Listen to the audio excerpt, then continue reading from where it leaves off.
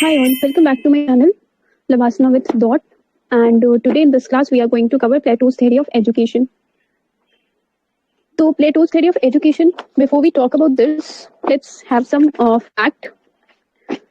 Rousseau, about that somebody has appreciated Plato's theory of education. Now, who was that person? That person was Rousseau. Rousseau is also called the father of French Revolution. He has mentioned that Republic, who wrote Republic? Republic was written by Plato. So Rousseau has mentioned that Republic as the best book in the field of education. So Rousseau has appreciated Plato for his theory of education. Like he is saying, a Republic is the best book in the field of education, which was written by Plato. Now, why Plato gave this theory of education? Because when he saw that when he saw Sparta's victory over Athens, he was highly impressed with the Spartan system of education and so many more things that he was impressed with Sparta. So he was basically trying to implement the Spartan system with some modification in Athens. Right. So this was the reason why he gave theory of education. So we have understood what was the situation at that time in Athens and Sparta, and why he gave this theory of education. Right. So, this one more scholar, Karl Popper. Karl Popper is saying that Athens was defeated by Sparta, and this is the reason why Plato got attracted towards Sparta. Right. Sparta was a militaristic state, and Sparta became ideal state for Plato's imagination. So it was like Sparta became the ideal when it got victory. It became the ideal state for Plato's imagination, and he wanted to implement this with some modification in Athens too. And when Athens got defeated, it became the worst state because it was having democracy.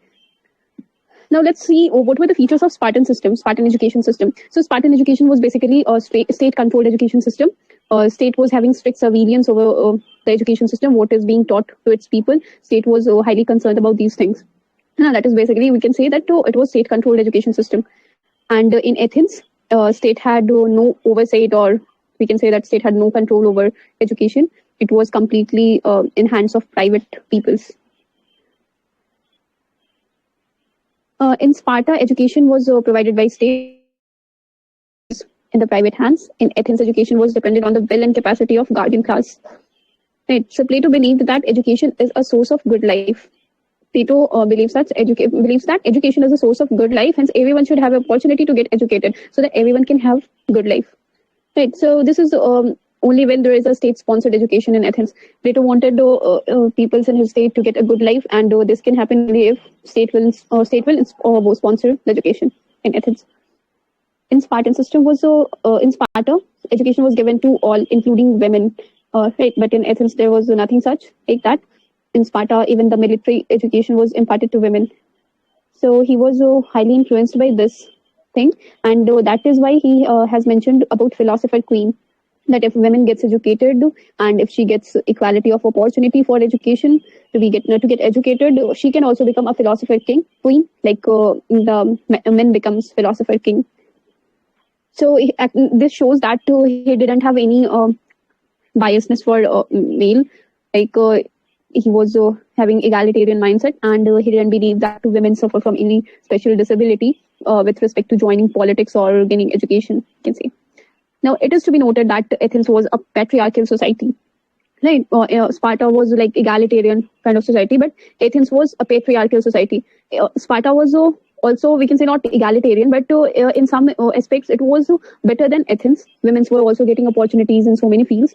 But in Athens, it was completely patriarchal, and women were not having opportunity for education, for joining politics, and so many things. So, women were at lower strata in Athens. And this is what something Plato wanted to rectify. So Plato was talking about, in that time period, Plato was talking about women's education. Women should get equal opportunity for education. So in this context, we can say Plato's views are quite radical. And also, ये कुछ reasons हो सकते हैं for the उन्हें opportunity नहीं मिलना for their subordinate status, and अगर उन्हें एजुकेशन नहीं मिलेगा तो वो बराबर नहीं हो पाएंगी, वो फिलोसोफर क्वीन नहीं बन पाएंगी. So they'll always be placed on the lower strata. There was an assumption that women do not have enough reason. At the same time, Aristotle, who was a disciple of Plato, had traditional mindset, deprived women even equal citizenship on the assumption that women lack reason. So in this context, we can say that Plato was quite feminist. Plato supported women a lot.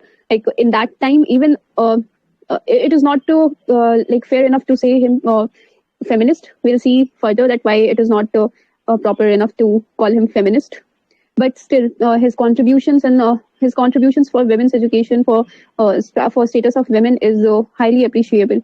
So we cannot ignore this fact that even in that time, even in that traditional mindset, when people were disregarding women, thinking that women should be placed at lower strata, and not respecting women, not giving them equal opportunities. In that time period also, Plato was having such a revolutionary ideas. So in this context, but his disciple, who is Aristotle, and he's called to be more practical than Plato. Plato is considered to be ideal. If we compare these both people in this context here, Plato, we can say that Plato is having a better idea than Aristotle. Okay, so let's move forward. Now, Aristotle, like we have already talked about, Aristotle was even not in support of giving equal citizenship to women, right? Because he was saying that she lacks reason, women lack reasons. So that is why he was not even in support of giving equal citizenship. And but Plato is inspired by the Spartan system of compulsory military education, which was missing in Athens. Because he was heavily influenced by Spartan system. However, he does incorporate some features of Athenian system.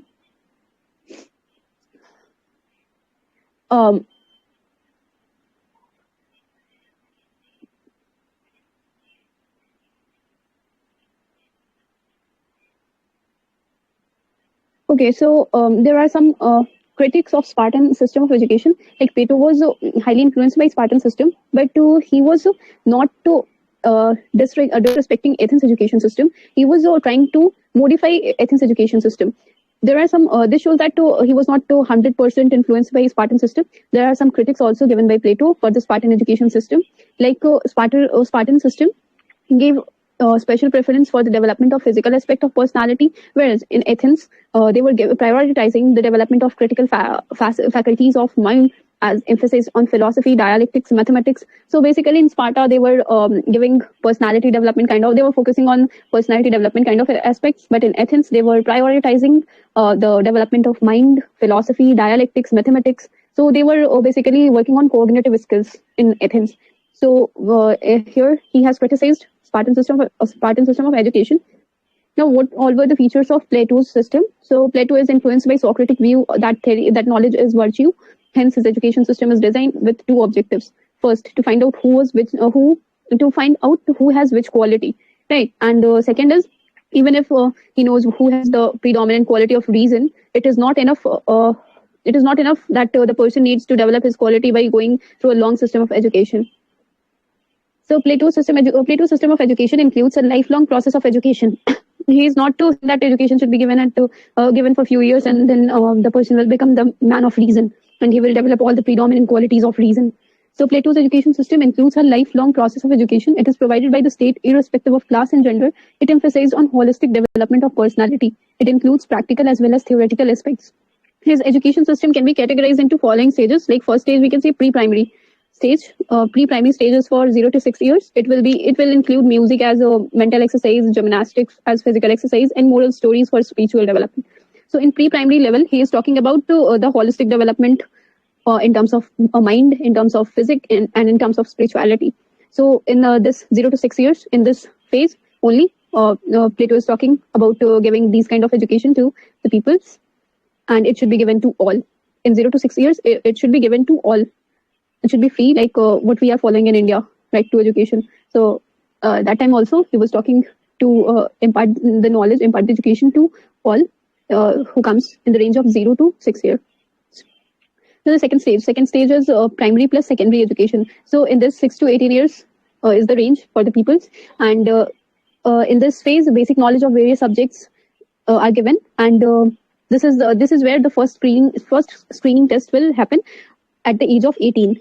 This was the range 6 to 18 years. Those who comes under the age group of 6 to 18 years, they will get to primary plus secondary education. And when they will attain the age of 18 years, the first screening test will be conducted, and those who will pass will be given opportunity to gain further education. Rest will join the producer class. Those who will fail the exam at the 18 years of age in the first screening test, they will join producer class, and those who will pass, they will further get opportunity to education in like higher education.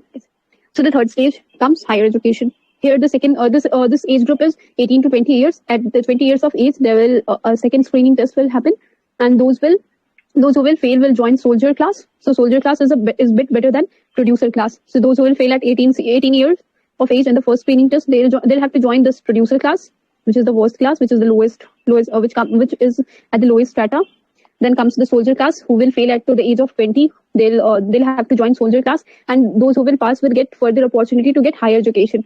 So in this higher education is the range of 20 to 35 years.